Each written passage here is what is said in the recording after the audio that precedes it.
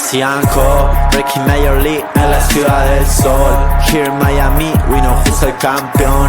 Leo my team, yeah. Suárez on the field, always wearing they team. Con Busquets un win, the trio of singing muchachos. Las familias se escuchan los barrios. Esta camiseta pinky la llevan todos los guachos. Los rookies quedan sin comentarios. Messi ambetea, tiki-taki gol. El estadio Chase bañado en lloro y sudor. Aquí se ama y se respeta el balón. Florida es tu casa, acostúmbrate al calor. Estate listo pa' mesianco. Estate listo pa' mesianco.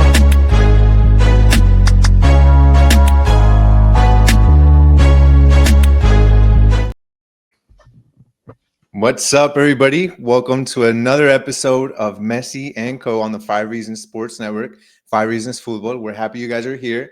Another day that we can talk about our beloved Inter Miami, our beloved Messi, and a lot of exciting things to talk about, a lot of big games, a big tournament, interesting news that we want to talk about, controversies, a bunch of stuff, I think, for today's episode. So it's definitely going to be exciting. But I'm here. Ashley's here. We're happy you guys are here. Ash, how are you? How's everything going? I'm good. Yeah, never a dull moment as an Inter Miami or / Messi fan as of late. So yeah, lots to talk about on this Monday that feels not so much like a Friday, unfortunately. But knowing we have a huge match Wednesday, still excitement building and excited to discuss lots of what has unfolded since Saturday. Yeah, there's definitely a lot to talk about. So we'll dive right in and just go ahead and talk about what everybody's been talking about, really. It's Inter Miami. They net 2 points in the League's Cup and in a pretty crazy fashion, I think, in a penalty shootout against Mexican side Necaxa. I mean, there's so much to talk about this game. Usually, there's just a few things here and there, but like there was just so much going on with this game, from injuries to questionable red cards to a controversy around refereeing. But I guess let's start and kind of talk about how we feel with how this team was able to perform in this game, face adversity, and come out, I think, with what was a good result given everything that happened throughout the game. Obviously, Inter Miami goes into this game feeling like they were probably the better team. They're playing at home. They have De Paul now. They have Messi, who is really performing at one of the best levels at the best level he has really since joining the team. And they go into this game and really get jolted right at the beginning with a red card. Then Messi gets injured going into the game early on in the game as well. Mascherano makes some I think interesting substitutions as we go through the game. So that's something How that maybe unlike we can him. touch on. Yeah, how unlike him. But I think that they faced adversity. They went down against a team that looked pretty good, and they were down a man. And then quite a few different things happened. But I wanted to ask you, what are your thoughts on the game? How do you think Inter Miami looked? What do you think about their response to a lot of adversity in this game, and ultimately getting as good as a result as you can under the circumstances? Without outright winning, right? Yeah. Yeah.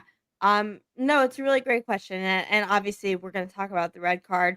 We're going to talk about the Messi injury. Aside from that, overall performance, agreed that look, Necaxa. First of all, the Liga MX has just started. Like, it's not the same as the MLS where they've been playing for the last 8 months. It's only been, I think, 7 maybe matches for them or something around that line. But Necaxa is a good squad, and it was going to be a difficult game regardless. We saw how last Wednesday how intense and crazy that match was, which ended with an Inter Miami last second win. But yeah, to your point, I think you saw for this game in particular, I think you saw how players like Luis Suarez and Rodrigo De Paul and Jordi Alba, and even Busquets, who surprisingly I think got subbed off a little early, but for especially those other three, really showed the the experience, the leadership, and the mentality of how to get out of this one alive. Because As soon as the red card happened, Segovia scores a great goal. Inter Miami up 1-0. That's a good start. Couple minutes later, Messi down. Oh no. Yeah. So we've had to now make 2 substitutions in the first 11 minutes, which is no good. But Necaxa comes back with a goal about, what was it, 10, 15 minutes later. So Yeah, going minute into 33. going into halftime, it's 1-1.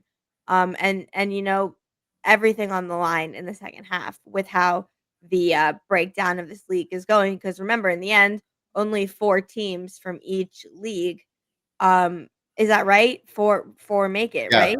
4 make it to the quarterfinals from each league. I was thinking about that though.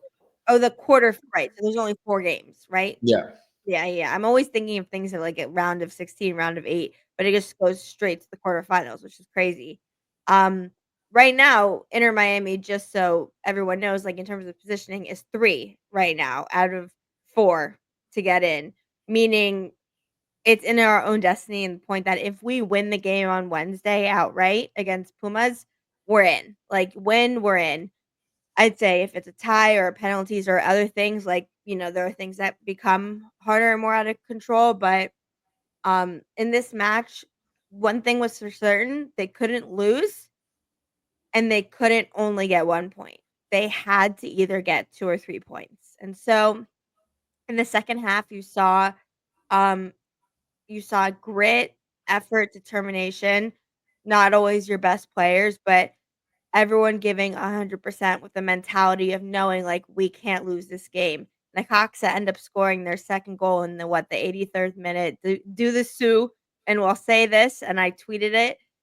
If I were you, I would not do the Cristiano Ronaldo celebration, whether Messi is on the field or not when you are playing against his team. It just doesn't work out for people. I'm telling you, he would, even if he's not on the field with you, even if he's in the back room getting, trained, getting tested, even if whatever, if you're playing against him, do not do the suey.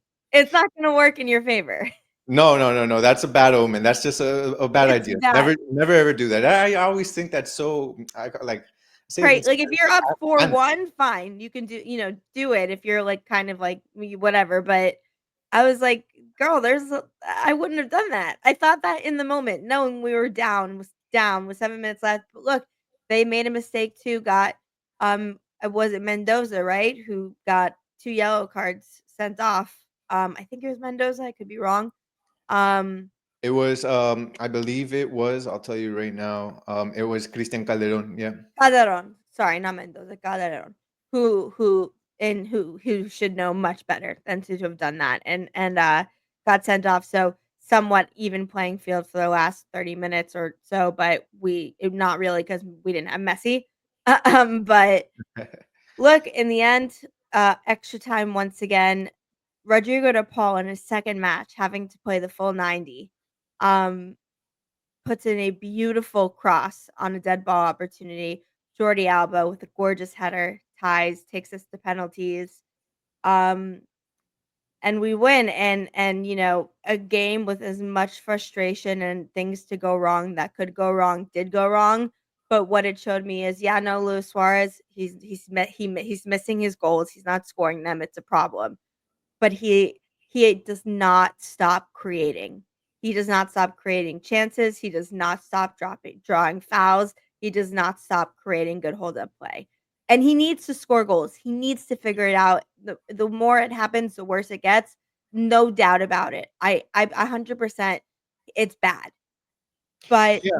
I I mean, think people need to still understand that, like, some other forwards in this league who are in that exact same position would not have provi provided as much as Luis Suarez did in those last 45 minutes because of his IQ and because of what he was able to create for his teammates.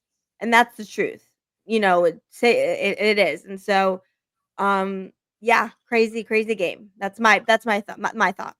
yeah, no, it was an insane game, and just the fact that Inter Miami went up one nil, and then they get tied, and they go into the second half 1-1, and they're trying to.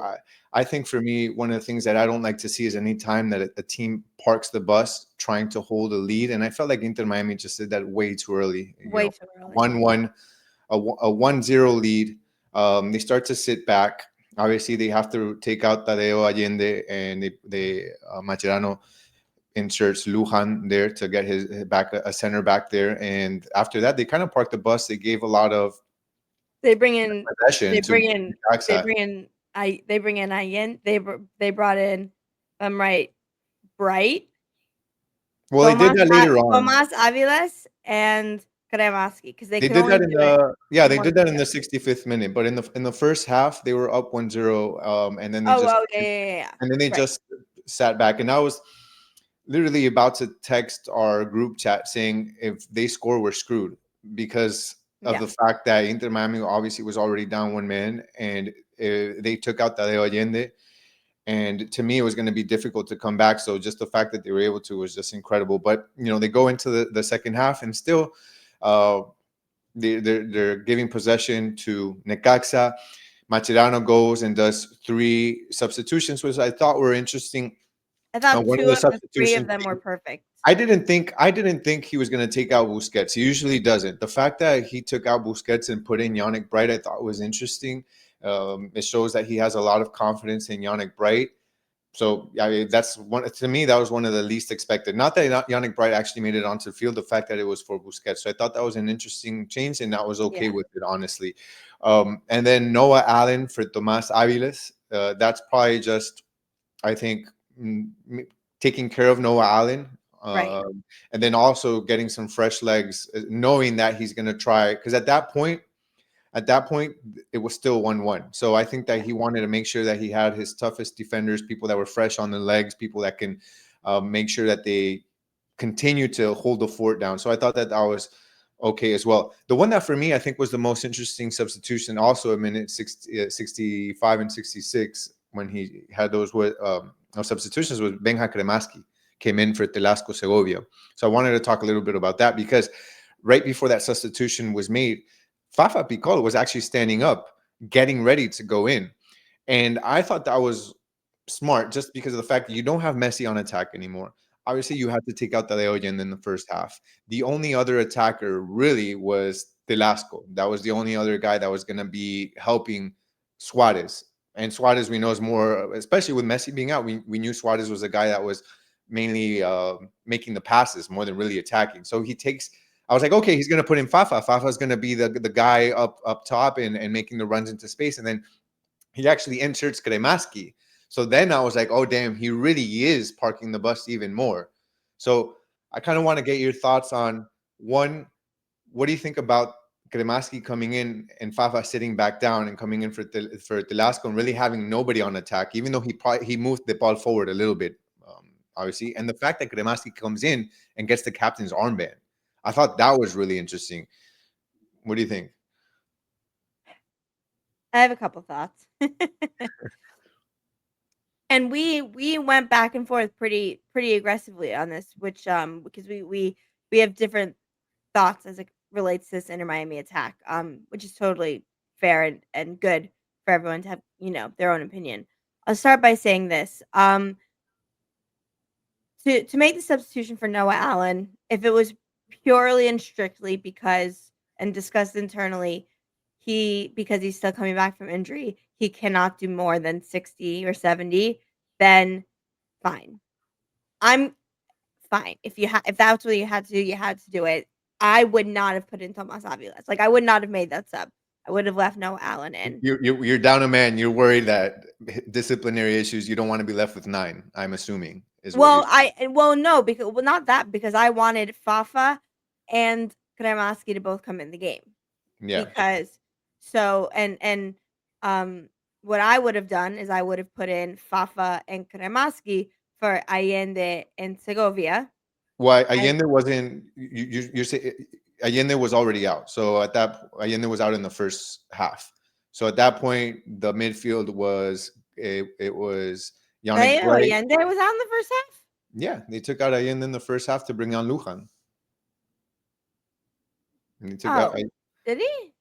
Yeah. There was no Allende anymore at that point. Tadeo Allende went out Oh. in minute 29, so that he can bring in Lujan since Falcon was out already. So at that point, there was no Tadeo Allende since the first half. Oh, you're right. Yeah. You're right. So at that Okay. point, you only up front, all you had was Suarez and you had Delasco. Telasco, basically. Right.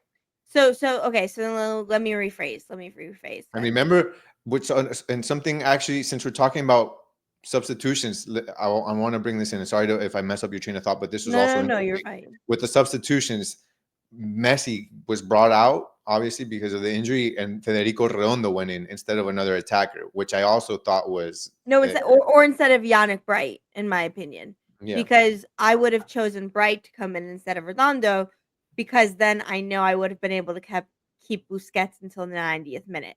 yeah, And when you put in Redondo, you knew you weren't going to take Redondo back out in the yeah, 55th minute. So I thought that was a mistake to start. If he should have chosen Bright, because I'll tell you what, and the broadcast was saying it. I know sometimes you listen to Spanish, sometimes you listen to yeah, English. This English broadcast mentioned Yannick Bright. I kid you not, at least 12 times in the second half because yeah, of how freaking good he was.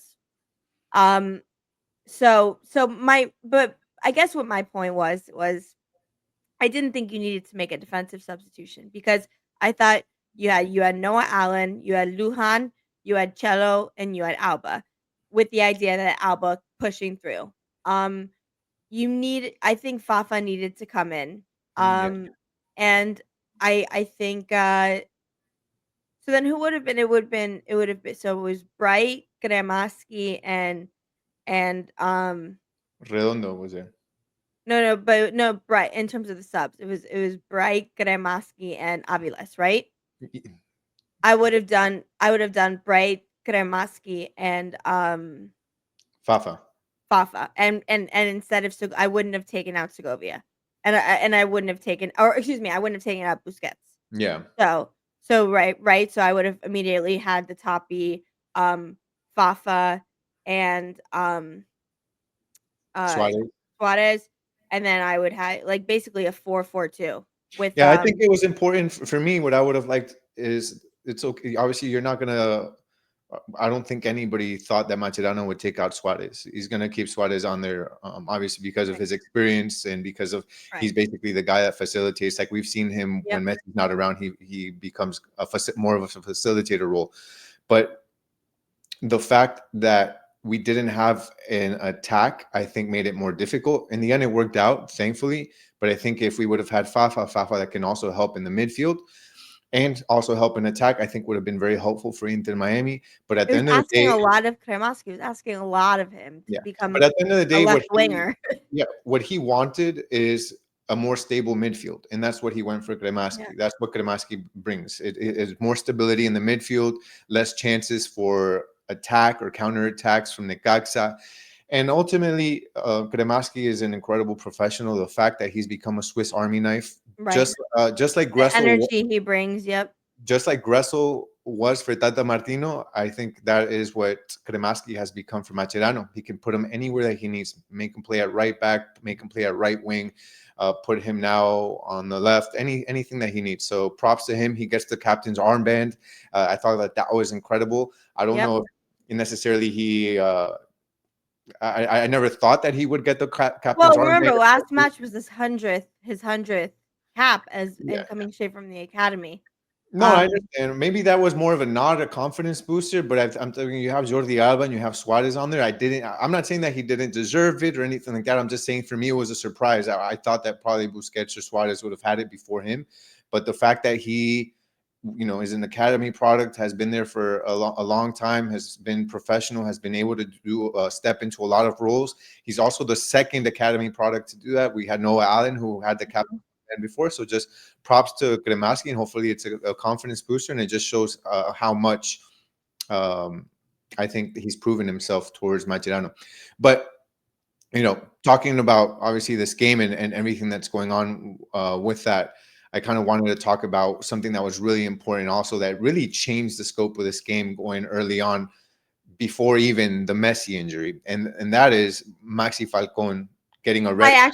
Just my train of thought really quickly. I want to give a super quick shout out Yeah, to Rios Novo, who has had to come in as a third string goalkeeper and has made some baller in match saves and won the penalty shootout. Deserves a lot of credit. Third string goalkeeper, not easy to do.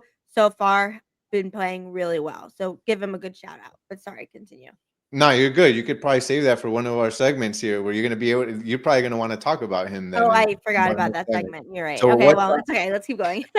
Maxi Falcon's 7th-minute ejection, I think, brought in a bit of controversy, and we'll talk about some of the officiating controversy later on. But for me, I don't think it met necessarily the requirements for Dogso. I don't think that there was much going on there. I know that there was a slight tug of the shirt by Maxi Falcon. I don't feel like the player had the ability to really reach the ball that was already closer to Rios Novo. I don't think that he was had the opportunity to score. I don't think he would have gotten to the ball. I think that the contact was very light, if any. I think for me, what was most troubling is the fact that the referee didn't even review the call, or that VAR didn't contact the referee to come and review the call.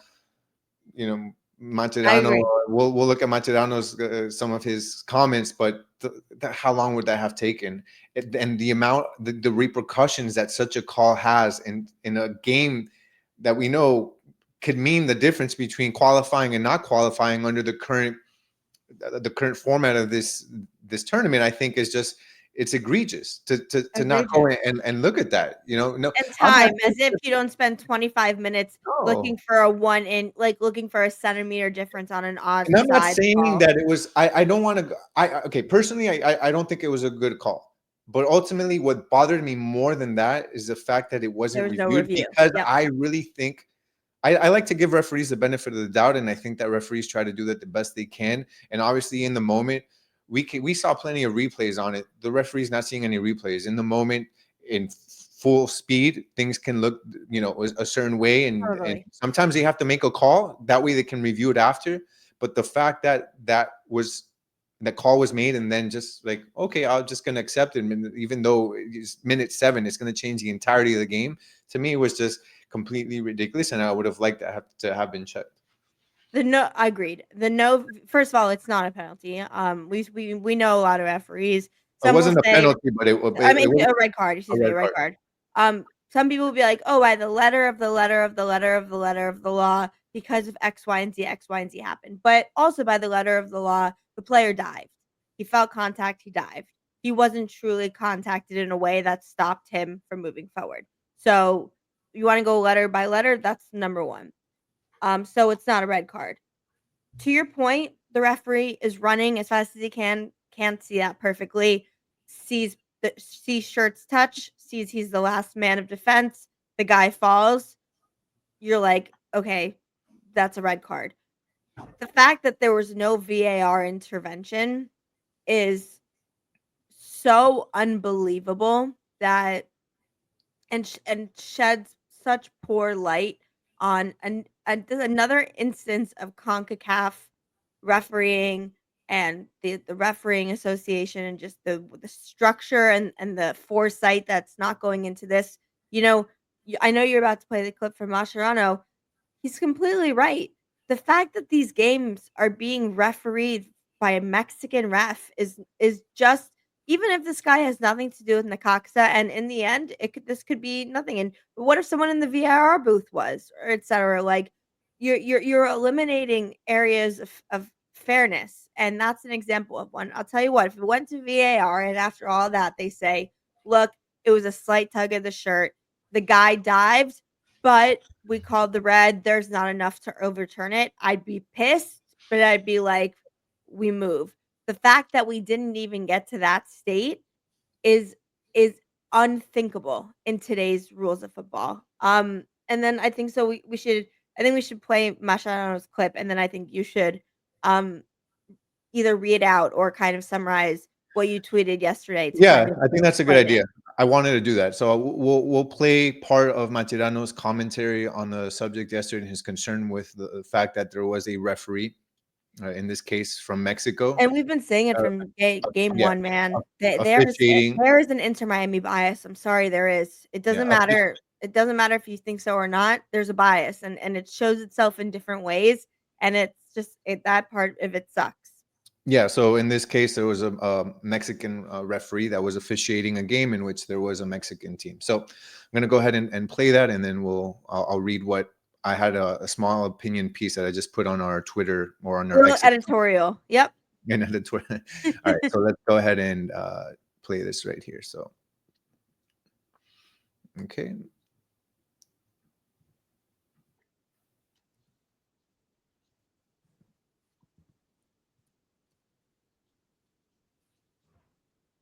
I don't hear sound from it. Do you not? Mm-mm. You don't hear the sound? Okay, so Do you? yeah, I hear the sound. But if what is it called? If our viewers can't hear the sound, then it's probably not. So I'll just read what he said. Okay, Right? yeah. If you want, So sorry about that. yeah, no worries. I'm gonna go ahead and read. That's strange that the sound isn't coming out. So I'll go. We'll put the link to this clip in our description on YouTube, so you can go watch it. But yeah, explain if you want what you wrote, because you wrote, I thought, a beautiful piece above it that made a lot of sense. Yeah. Yeah. So here's, and it actually, in the piece that I wrote, it actually does have a comment from what he said. So I just wrote, look, I respectfully disagree with some of my local colleagues who are downplaying Coach Javier Mascherano's concerns about a Mexican referee overseeing Inter Miami's match against Necaxa. As Mascherano put it, and this is a direct quote from Mascherano, it's wrong. What do you think? Do you really think that's okay? In no competition where two teams from different countries face each other, should a referee from one of those countries be in charge?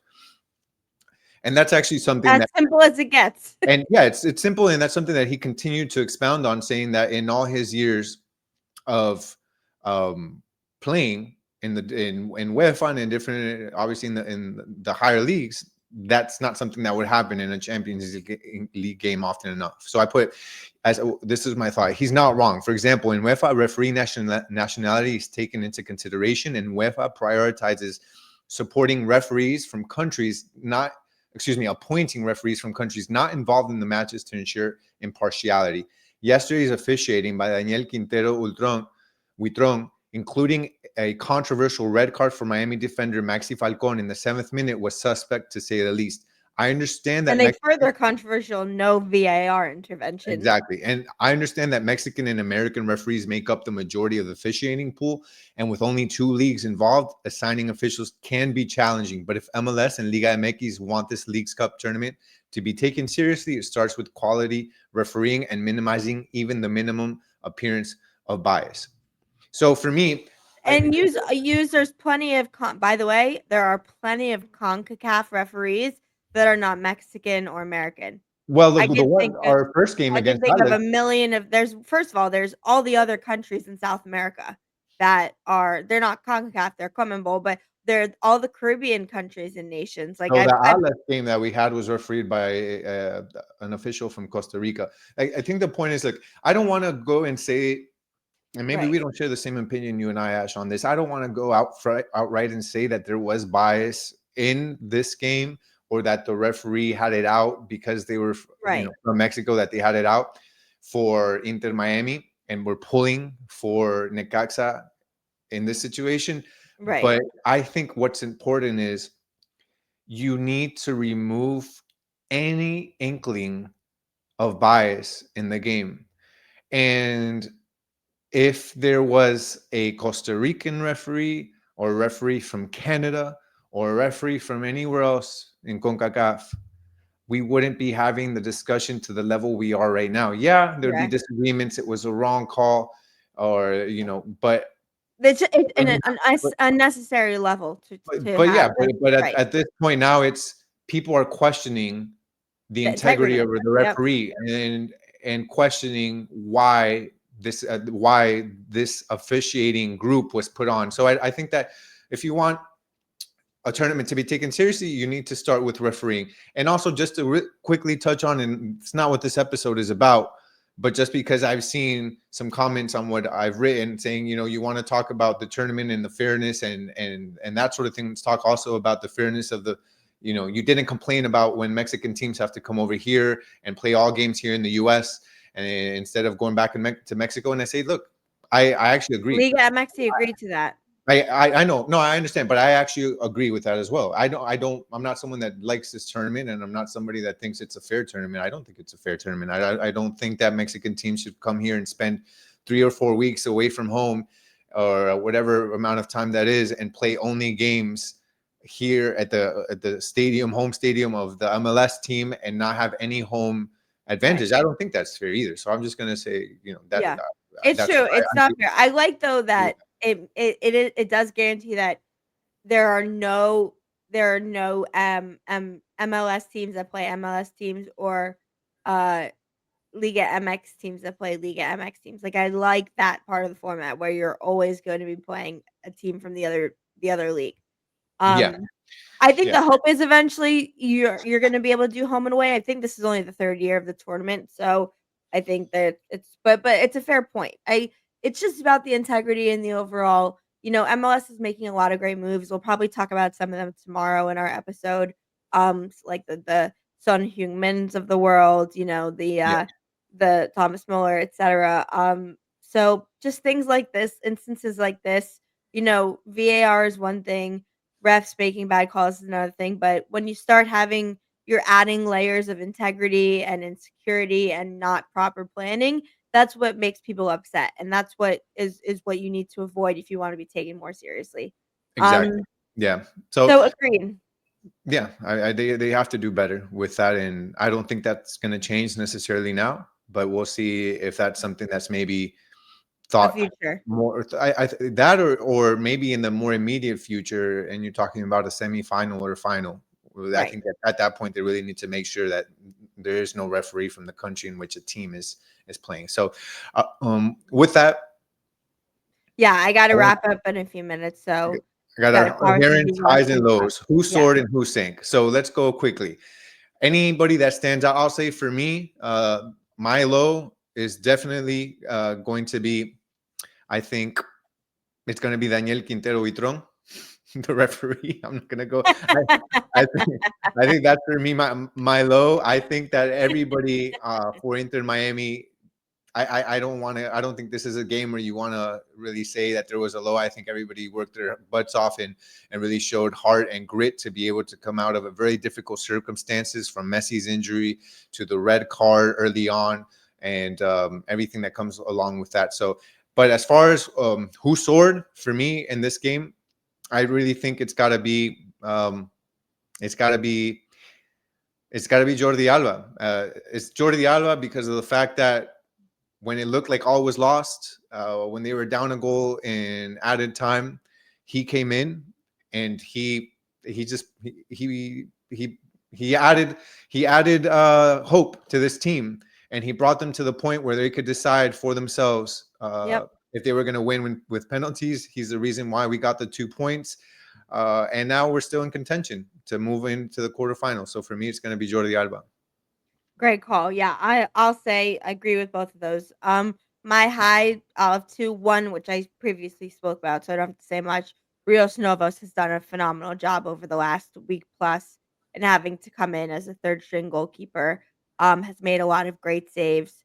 Has done a penalty shootout. Has made good. I think just playing out from the back, and something that you don't often say about your 3rd string quarterback, or excuse me, goalkeeper is I have no doubt in his ability. Doesn't mean he's going to always be perfect, but I believe in him and his quality, and that's, I think, very impressive. So big high. My other big high, we saw him for only 30 plus minutes.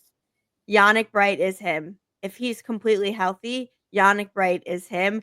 And honestly, I don't know how, but I really wish there was a way that we could see a world where Yannick Bright, Busquets, and DePaul could all play, because it's such a shame, because Yannick Bright is that good. He just runs. He's at every correct position. He makes every right tackle. He steals so many balls back. He prevents so many goal scoring opportunities for the other side. He's so good and he deserves praise. And you never know. Like maybe we'll talk about it in our next episode or a different episode. I sometimes think that, I wish we could move to a 4-3-3 or move some things around. Like I wish there was a way that we would be able to have all three of those in the midfield because I just think Yannick Bright is too good to be a bench player. Because Yeah. he's that great.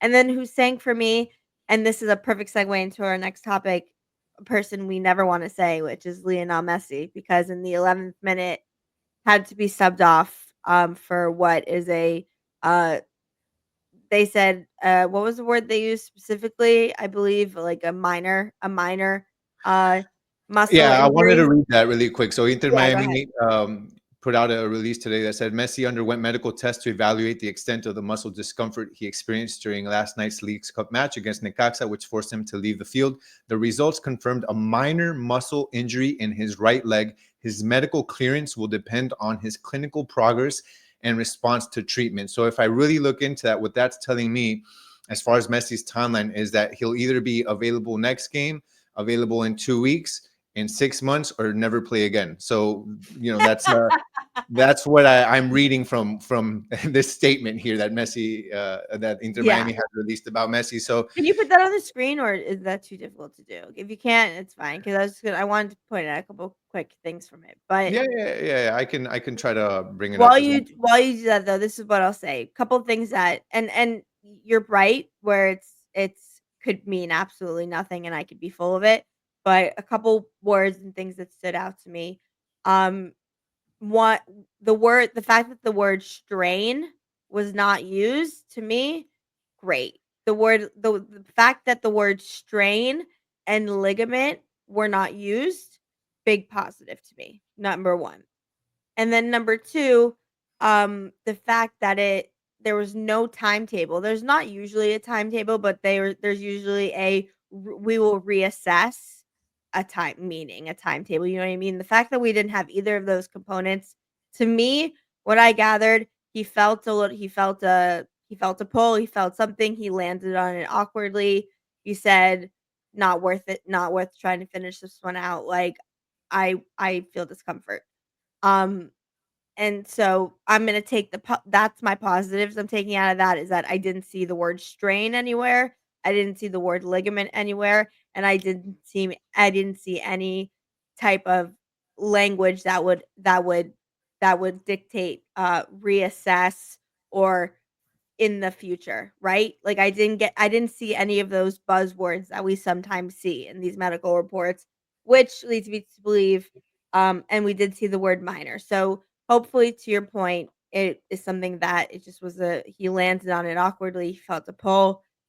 They're being extremely cautious. He walked off on his own, no help needed, no limp when he was walking to the locker room when we saw the footage of him was walking completely normal. So yeah, best case scenario Wednesday, if not a few weeks, we'll see and we'll keep our eyes on it. It's obviously a shame because of how great he's been and what we've been seeing. But like I said, I'm gonna, go for the rose-colored lenses and say that based on the kind of language we saw, I think it's gonna be a lesser rather than a greater Yeah, I injury. expect the same thing. I would expect him to be back pretty soon. You made a good point. He didn't limp into the locker room. He No walked strain normal. damage, no He was ligament, none of he those was words. smiling for pic afterwards. He was taking pictures and Yeah. smiling. He looked in good spirits, and Stood other up players have seen that directly he when looked. they picked him up, walked off completely normal tempo. That's what And I other saw. players that were interviewed were actually said that he, or not him, I think it was Mascherano, that actually said that he had felt no pain. So it's just something more for precaution. I think Inter Miami can still do something without him against Puebla, and hopefully we'll see him in the semifinals or quarter or semi. Puebla or Puma? Puma, excuse me. So I think that they Okay. can still do that. So, but yeah, it definitely a lot happened during this A game. lot. A lot of controversy, a lot But proud of of the difficult boys. things, Proud of the but boys for pulling they out. did We they did 3 is really the well. goal. They got as close as the goal as possible with as many obstacles as you can face. They did well, They and they I pulled have it off. faith. that Yeah, Wednesday we can get it. yeah, they pulled it off. They're still in contention. Big game coming up Wednesday. So we're going to go ahead and put out another episode tomorrow. Matt's going to be on that one. So that's exciting. Hopefully We'll have live. more to talk about. So Look out for that. we'll be live. So yeah, just make sure you guys like this video. Make sure you put the thumbs up. That way it gets out to more people. The YouTube algorithms pick it up. Make sure you follow the channel. And make sure to drop a comment. Let us know what you think about what we said today, how you feel about the refereeing controversy, how long you think Messi's going to be out, and what you think about the next game coming up. So as always, we're happy to be here. Thank you guys for tuning in, and we'll catch you guys on the next episode.